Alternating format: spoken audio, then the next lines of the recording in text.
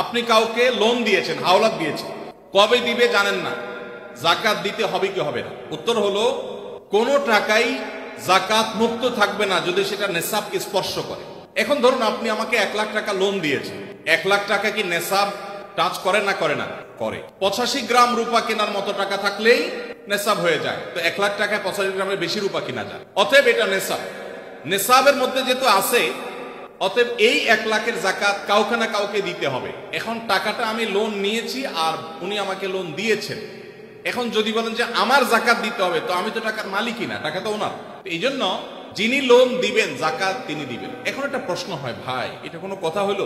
বেচারা টাকা লোন দিছে, হাওলাত দিছে সওয়াবের আশা, আবার তার জাকাতও তার দেওয়া লাগবে, কেমন কথা? উত্তর হলো ইমানদার লোন দিলে সওয়াব আছে না নাই? কিরকম সওয়াব ধারণা আছে? কে বলতে পারেন লোনের সওয়াব কি? কি সওয়াব বলেন তো? মাশাআল্লাহ মাশাআল্লাহ, এলাকায় মানুষ দেখা যায় বেশ কোরআন হাদিসের ইলম রাখেন।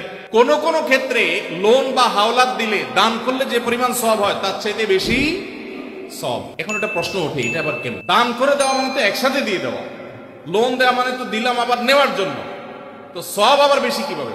সেটার ব্যাখ্যা হলো, ধরেন ওনাকে আমি 10 টাকা দান করলাম, ওনার দান দরকার, কিন্তু ওনার দানটা কেন দরকার?